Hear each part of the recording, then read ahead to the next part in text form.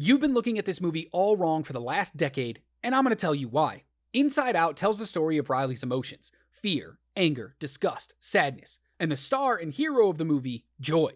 But what if I told you that Joy is actually the villain, not just in the first movie, but the second one as well? In Inside Out, Riley's dad gets a new job and moves his family across country, completely uprooting Riley. She struggles to fit in at the new school, misses her friends, and misses playing hockey. Basically, she's any kid that's ever had to move, miserable. And the movie explores what role emotions play in this event.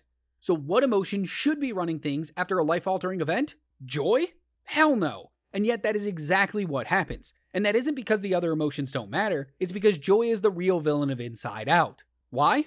Well, she's controlling. Nothing happens in Riley's mind without Joy saying it's okay to do. The other emotions just give in to what Joy wants. We never see what would happen if they decided to challenge Joy, but it feels implied that maybe they've tried in the past and it didn't end well. No one ever questions her about what is best for Riley because they know better. She treats everyone else like peasants. Joy is also extremely demanding. This seems like a normal character trait, but remember Disney villains of the past and how they were demanding to their inferiors? Scar with the hyenas, Gaston with LeFou, Lotso with other toys. All of those characters just decided one day they were superior to the others, and they had every right to demand what they wanted from them. Joy falls right in with this crowd because of the way she interacts with the other emotions that are meant to be her equals.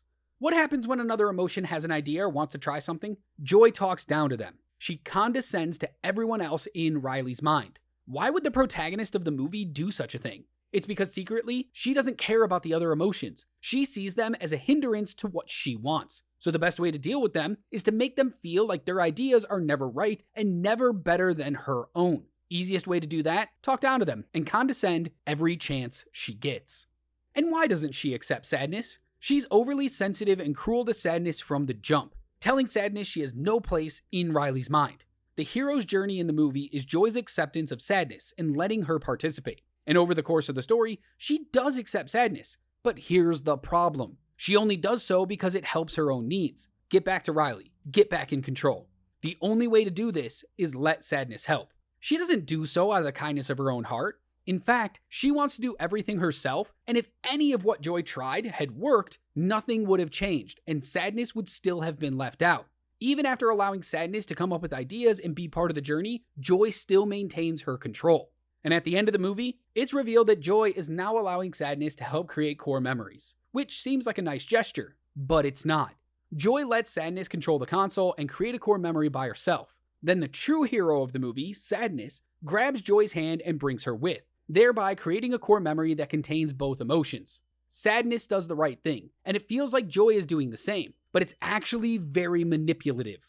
Joy talked the entire movie about how important she was to Riley's emotional well-being, and Sadness, being the kind heart that she is, listened, absorbed, and understood everything. So is Sadness's decision to include Joy really of her own free will, or has she been manipulated to the point that she too believes Joy needs to be there?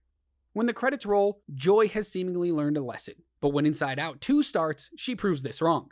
At the beginning of the sequel, new emotions and ideas enter Riley's mind as she battles puberty and her desire to be a cool girl. They include envy, ennui, embarrassment, and anxiety. And where do we find Joy amid all these changes? Still attempting to control everything, still being condescending to the new emotions and old, still demanding of the new emotions, and finally, still unaccepting of their new roles in Riley's mind.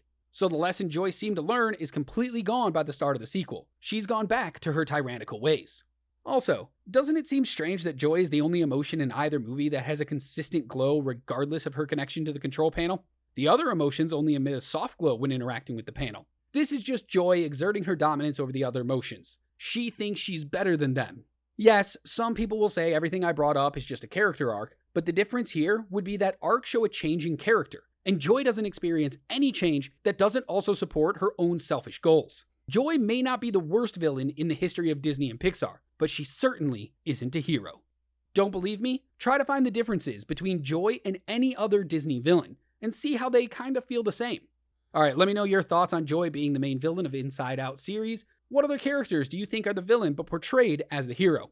Hope you enjoyed this, and as always, remember to be good to yourself, kind to others, and keep watching movies.